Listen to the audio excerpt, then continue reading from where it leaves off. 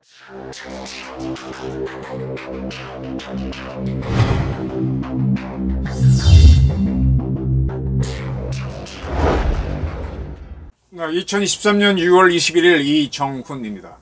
이번 제목은 김태년 민주당 의원의 말장난, 그는 제2의 송영길인가, 이렇게 뽑아봤습니다.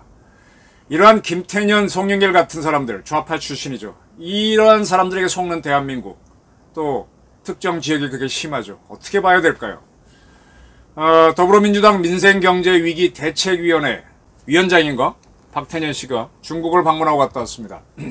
그리고 나서 중국 갔다 온 거에 대해서 기자간담회를 열었는데, 윤석열 정부의 외교정책, 특히 대중 외교정책 때문에 중국에 있는 우리 기업들이 많이 불안해한다. 사드 배치 후 한국 정부의 중국에 대한 대응의 악몽이 아직도 남아있는데, 이번에 싱하이밍 때문에 또 한중 관계가 흔들리고 있다. 민주당이라도 균형 외교에 나서달라는 우리 기업들의 요구가 있었다. 그러면 이런 얘기였습니다. 참 이 중요한 시기에 이 김태년이라고 하는 운동권 출신 국회의원, 주사파죠. 중국에 갔다 와서 이런 이야기를 해야 되겠습니까? 미국은 공화당과 민주당이 그렇게 싸워도 외교안보 문제에 대해서는 다른 소리가 잘 안 나와요. 근데 우리는 북한 문제, 중국 문제가 나서게 되면 여야가 갈립니다. 차라리 민주당은 공산당이라고 스스로 이름을 바꿔. 그럼 내가 이해를 하겠어. 왜 민주당이란 단어를 써가지고 이 민주주의를, 그리고 대한민국을 흔들리게 만드냐, 이겁니다. 대중외교 중요하죠. 지금 우리가 중국하고 전쟁하자 그랬습니까? 싱하이민이라고 하는 건방진자가 마음대로 이야기하고 있는 거, 너 임마 똑바로 해, 이거지. 언제 전쟁하자 그랬어? 왜 이렇게 공포를 자꾸 퍼뜨려, 민주당은? 싱하이민이란 자가 겁대가리 없이 한국에서 나불나불 대고 있는 거 경고를 주는 거고, 또 외교관이라고 하면은 우리한테 신임장 아그레망을 보내잖아요. 그래서 우리가 마음에 안 들면 너 할 수도 있는 거잖아요. 우리 정재호 대사가 중국 갔을 때 중국은 1년 이상 신임장 제장을 받아주지 않았잖아요.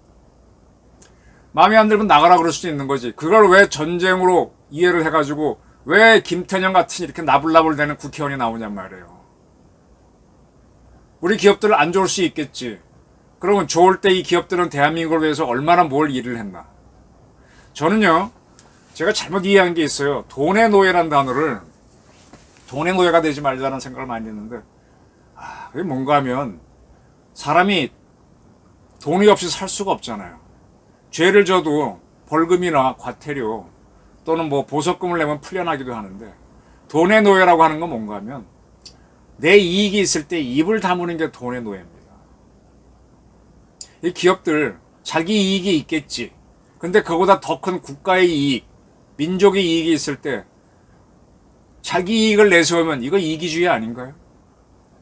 그럼 그들은 대한민국이 중국과의 관계가 좋아서 할 때 얼마나만큼 대한민국에 더 감사를 했습니까? 그리고 지금 이 기업이 대한민국 모든 일을 대표하나요? 차라리 친중당이라고 하든지, 김태년 같은 사람들. 이렇게 한 입장을 탁 대변해가지고, 이러니까 이 사람들이 누구와 중국에서 하는 사람들하고 한 통석이야? 이런 얘기가 나오는 거죠. 김태년, 홍익표, 이거 운동권, 고영진, 홍기원, 홍성국 5명이구나. 11일부터 16일까지 중국 방문했고, 그리고 나서 도정환, 김철민, 박정, 유동수, 김병주 별 4개 다는 사람이 이 모양이야. 민병덕, 신현영, 또 중국과 티베트를 찾아가서 티베트를 자기네 땅이라고 하는 중국에 짭짭공을 쳐주고, 대한민국이 중국한테 조공을 바치는 나라로 조롱을 당해도 입도 뻥긋 안 하는 게, 이게 무슨 대한민국을 대표하는 국회의원들이에요. 참 답답합니다.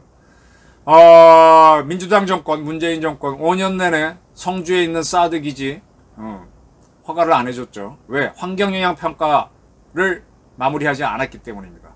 이제 문재인 정부 끝나고 나서 드디어 환경영향평가가 끝났습니다.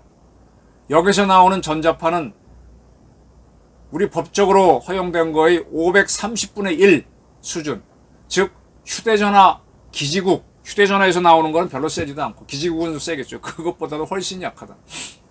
저도 사드 시끄러울 때 몇 차례 말씀드렸잖아요. 그래, 저기서 레이더파가 나간다고 치자. 그게 우리 지상을 향해야 사람들이 맞던지 알지. 저 미사일을 향해 쏘는데 그 앞으로 새가 지나가도 새가 가만히 서 있으면은 뭐 어디가 타겠지만은 지나가면 그만인 거고. 도대체 뭐가 문제냐고 그랬는데 그걸 문재인 정권은 환경영향 평가를 마무리 안 해가지고 그 안에 필요한 시설을 못 짓게 하고, 근데 결론적으로 좀 해보니까 법적으로 허용된 곳의 530분의 1이다. 지금요 후쿠시마 뭐 어쩌고 자꾸 떠드는데 이번엔 정범진 경희대 교수가 똑부러지게 얘기했죠. 정부가 모든 거를 책임질 수는 없어요. 단 안전한 기준 그 이하면 허가를 해줘야죠. 그래야 그 사업을 하는 사람도 살아가니까. 근데 여기에서 제로가 되는, 즉 위험성이 제로가 되는 걸 하라. 그건 불가능하죠. 얼마 이하를 요구하는 게 정부 안이 되는 거고, 법적으로 그런 거고. 사드에서 일체 전자파가 제로가 되나? 그건 불가능하죠. 왜? 사람한테 피해가 없으면 되는 거고 그 정도 범위 내에서는 허가를 해서 우리가 안보를 지켜야 되니까. 음식물도 마찬가지예요. 옛날에 진코민 사건이라고 있었어요. 혈액순환 개선제인가 그랬는데 은행나무 잎에서 수출하다 뭐 그런 거였습니다. 근데 거기에 메칠알코올이 있다라고 해갖고 난리가 나서 그 기업이 아마 망했을 겁니다. 메칠알코올 약간 성분이 있어요. 근데 제로는 안 돼. 근데 그거 있다 없다 가지고 따져서 문제를 삼고 모든 언론이 다 떠들었습니다. 기업 하나 망했죠. 어떤 누가 만들어도 메칠알코올 성분은 약간 많습니다. 다만 허용치 이하면 문제가 없는 거죠. 옛날에 라돈 침대라고 있었습니다. 거기서 라돈 성분이 들어가 있다 그래서 약간의 뭐 방사선이 나온 것 같은데 그거 있다고 해서 이 반핵 분자들이 선동을 해서 라돈 침대 갖다 버리고 기업한테 소송 걸고 해서 기업 망했죠. 어느 수치 이하면 문제 없는 거잖아요. 우리 라돈탕에 가서 모욕하잖아요. 건강에 좋다고. 이런 좌파들의 선동은 왜 속냐 이겁니다. 이게 다 누가 했어? 민주당이 바람 넣고 좌파단체들, 시민단체라는 이름을 쓰는 좌파단체들이 바람 넣어서 했는데 법적으로 이렇게밖에 안 나옵니다. 한국전파진흥협회는 전파법에 따라 설립된 기관이에요. 여기서 했으니까 공정성이 있다고 봐야죠. 왜 중국과 북한이 선동하는 것에 놀아나는 이런 좌파들의 선동에 대한민국 국민들이 놀아나느냐 이거죠. 아까 중국 기업에 투자한 기업들이 있어요. 그런 사람들이 자기네 이익을 좀 잃을 것 같으니까 기업에 하는데 그걸 가지고 김태년 등등 왜 이렇게 나불나불대면서 국민들을 불안하게 만드냐. 아무것도 아니다. 아, 중국이 뭐 대단해요? 아니면 쫓아내는 거지. 민족 자존심도 있는 거고. 지금 송영길 씨가 뭐 돈봉투 사건이 몰려있는데 그가 옛날에 사드 사건 시끄러울 때 중국을 갔어. 2017년도야. 17년도가 무슨 뜻? 그때 제가 무슨 뭐 칠적이란 단어를 썼는데 을사오적에 밑해가지고 아니 대한민국이 북한이 핵실험하고 뭐 해갖고 지금 안보 위기가 대단히 높아져서 우리 살기 위해서 사드를 배치하는 결정을 박근혜 정부가 내렸는데 중국은 자기네 아니 그게 사드가 자기를 겨냥한 거래. 우린 북한 겨냥한 건데. 아니 그랬으면 육자회담 의장국이고 유엔 안보리 상임이사국으로서 북핵에 반대한다고 분명히 했으면 북한 핵무장을 하지 못하도록 하는 노력을 했어야지. 그건 아무것도 안 해서 우리 살려고 사드 배치하니까 중국이 방방 떠. 그거 난리 치는데 아니 정 불편하면 가만히 있으면 되지. 송영길 의원이 그때 7명의 의원 김태년하고 똑같아요. 쫓아가갖고 중국 가서 왕이 당시 외교부장 만나고 어쩌고저쩌고 그랬어요. 그래서 제가 참 중국에 나라 팔아먹으려고 하는 그때 무슨 년이었나? 원래가 개묘년이니까 따져보면 나오겠죠. 그래서 을사 5적에 비해서 무슨 7적이라고 제가 명명한 적이 있는데 박정, 박찬대, 신동근, 유동수, 유은혜, 정재호 이렇게 7명이 갔었어요. 중국에서 좋지.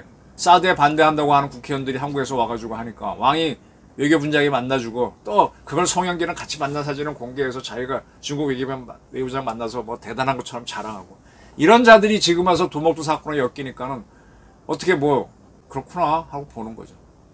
그런데 관련된 사람들이 불체포 되니까 좋아하고 아이고 이게 무슨 국회의원들입니까? 그 당시에는 참 대한민국이 어려웠죠. 박근혜 대통령이 탄핵되고 난 다음이라서 참 어려울 때인데 송영길은 그런 짓 했습니다. 김태년은 뭐가 다릅니까? 이런 사람들이 다 뭐를 기반으로 국회의원이 되고 뭐를 기반으로 국민을 선동했습니까? 다시 또 돌아가 볼까요? 옛날에 밀양에 송전탑을 세운다 그래갖고 좌파 단체들 다 나와서 데모했습니다. 밀양성전탑 지금 세워졌나? 무슨 문제 있어요? 후쿠시마 갖고 지금 민주당이 엄청 선동하고 있는데 뭔 문제가 있냐고. 나는 벌써 그 사건 나고 2년 후인가 가서 술 먹고 밥 먹고 놀다 와서 아무 문제가 없는데, 그 전에 제주도 강정에 해군기지 지으면 뭐 어쩐다고 온갖 난리 쳤잖아. 윤미향에까지 쫓아가서. 지금 무슨 문제 있냐고. 제주 기지라도 있으니까 우리가 북한 핵위협에 어떻게 대항할 수가 있지. 그때 민주당 반대 안 했나요? 아니, 국내 문제를 갖고 좌파 우파가 나눠지는 건 좋아. 근데 안보 문제 가지고 나눠지면 차라리 대한민국 가는 거에 반대하는 사람은 공산당이라 그래. 솔직해지자고. 응? 그럼 차라리 북한하고 더불어. 이자들이 북한하고 내통하면서 지금 하는 짓이 뭐예요? 민주당은 태기를 해야 됩니다. 한국이냐 북한이냐 아니면 중국이냐. 이 종북 분자들을 어떻게 자꾸 국회의원으로 뽑아주냐고요. 김태년의 말장난. 뭐 우리 기업들이 요구했다? 그렇게 그거밖에 안 돼. 1국의 국회의원이라고 하는 자가. 송영길도 마찬가지고. 어떨 때는 일본 대사가 만약에 싱하이밍처럼 떠들었으면 민주당은 난리가 났을 겁니다. 좌파들도 난리 쳤을 겁니다. 근데 왜 다르냐 이거지. 여기에 대한민국은 왜 속아 넘어가냐 이거죠. 우리도 반성하고 민주당도 똑바로 가도록, 뭐 국힘당이 잘해서가 아니라 하도 민주당이 바보짓을 하니까 국힘당도 뭐 잘하지 않아도 어부지리를 보는 게 참 답답하기도 하지 않습니까? 서로 경쟁적으로 국민을 위해 잘해야 되는데 못내미 경쟁하는 것 같지 않습니까? 김태년의 말장난, 제2의 송영길입니다. 오늘의 주제였습니다.